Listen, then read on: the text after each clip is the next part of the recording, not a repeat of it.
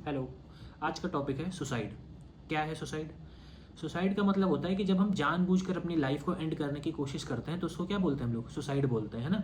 आजकल सबसे ज़्यादा चर्चा में क्या चल रहा है? स्टूडेंट की सुसाइड ज़्यादा हो रही है ना, जो किसी कंपटीशन की प्रिपरेशन में लगे हैं, किसी बड़े एग्जाम को टारगेट कर रहे हैं, मतलब वो सबसे ज़्यादा सुसाइड कर रहे हैं। इंडिया में बहुत तेज़ी से डेटा बढ़ रहा है। एनसीआरबी की मतलब जो अगर बात करें, नेशनल क्राइम रिकॉर्ड ब्यूरो के डेटा की बात करें अगर, तो हर साल उसके रेट में ना इंक्रीमेंट होता चला जा रहा है, सुसाइड का रेट बढ़ता चला जा रहा है।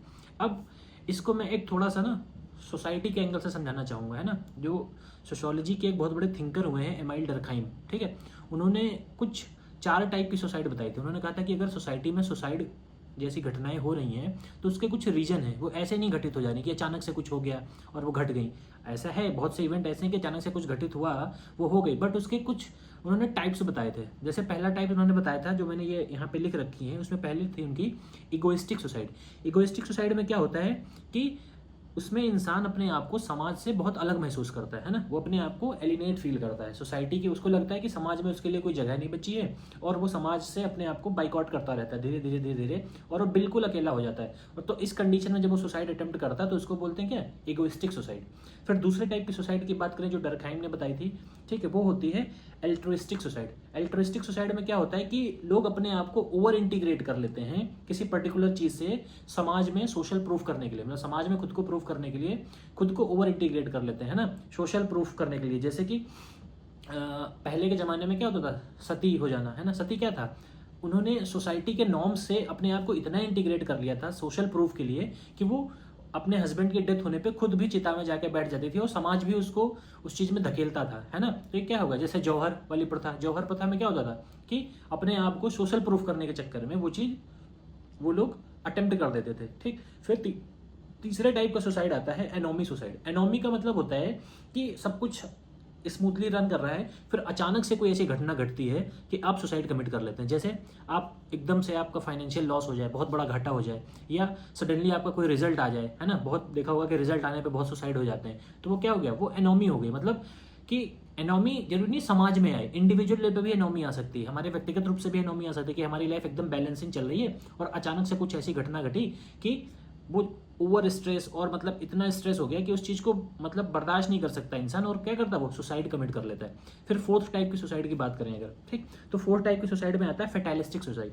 इसमें क्या होता है कि जब इंसान को बहुत ज़्यादा रूल्स रेगुलेशन में बांधा जाता है, बहुत ज़्यादा, है ना। जैसे कि मैरिड वुमेन जो होती हैं, ठीक, वो कभी कभी सुसाइड अटेम्प्ट करती हैं। तो ये क्या है? उनको इतना ज़्यादा मतलब नॉर्म्स में, रूल्स में, रेगुलेशन में बांध दिया जाता है, डोमेस्टिक वायलेंस का शिकार होती हैं, सोसाइटी में उनके लिए अलग से एक वो प्लेस बना दिया जाता है ना। तो वो क्या है? बहुत ज़्यादा टाइड है, रूल्स रेगुलेशन से बहुत ज़्यादा टाइड है, तो वो क्या कर लेते हैं? सुसाइड कर लेते हैं, ठीक। तो अगर सुसाइड की बात करें ना, तो मिडिल क्लास में ज़्यादा सुसाइड देखे गए हैं, अगर देखा जाए वैसे ज़्यादा रेशियो, क्योंकि क्या, मिडिल क्लास होता है सैंडविच, ठीक। अब वो मिडिल क्लास जो होता है ना, वो सब्जी का ठेला लगा नहीं सकता है, ठीक, और उसको क्या करना है? उसको सोशल मोबिलिटी चाहिए, उसको ऊपर जाना है। ऊपर कौन? जो उससे स्टेटस में आई हैं, पैसे में रिच हैं, तो उसको रिच लोगों के पास पहुंचना है, ठीक। तो वो नीचे जा नहीं सकता, ऊपर पहुंचने के लिए मेहनत चाहिए और एफर्ट भी करता है वो, तो उसी में क्या, वो सैंडविच बन के पिसता रहता है। और एक पॉइंट ऐसा आता है कि जब वो टूट जाता है, जब वो टूट जाता है तो क्या करता है? वो फिर सुसाइड कमिट कर लेता है। यही सेम चीज स्टूडेंट के केस में होती है कि अगर कोई बंदा पिछले साल मान लो कोई रैंकर था,